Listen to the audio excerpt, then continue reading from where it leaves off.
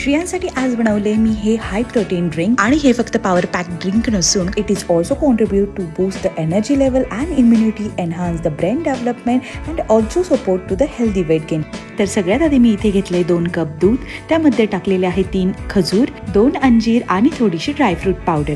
याचं सगळं डिटेल मी डिस्क्रिप्शनमध्ये दिलेलं आहे. त्यानंतर हे छान असं शिजवून घ्यायचे. एक 5 ते 7 मिनिटानंतर हे व्यवस्थित शिजतं, थोडंसं घट्टसर पण झालेलं आहे आणि खजूर आणि ते मऊ शिजतात. त्यानंतर मी एक ब्लेंडर घेतलेला आहे, त्याच्यात हे सगळं टाकून आणि मस्त ह्याला बारीक करून घ्यायचं आहे.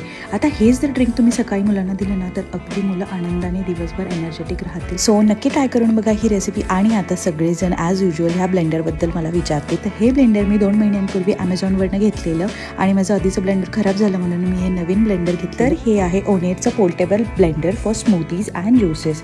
सो ह्याला C टाईपचं बॅटरी चार्जर आहे नॉर्मल, आणि ह्याच्यात तुम्ही असं क्विक शेक स्मूथीज वगैरे बनवू शकता. हे बेबी फूड ग्राइंड करायला बेस्ट आहे. मी श्रियांसाठीच घेतलं होतं कारण ट्रॅव्हलिंगमध्ये कुठेही घेऊन जाताना मला हे खूप सोपं पडतं. ह्याच्यात मला श्रियांसाठी फ्रेश ज्यूस वगैरे बनवून देता येतात किंवा मग कधी वरण भाताची पेस्ट वगैरे करायची असेल तर मी ते ह्यात करते.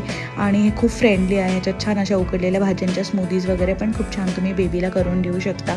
आणि हे नक्की ट्राय करून बघा. रेसिपी सुपर हेल्दी आहे, माझी तर फेवरेट आहे. सो नक्की ट्राय करा आणि कशी वाटली मला सांगा.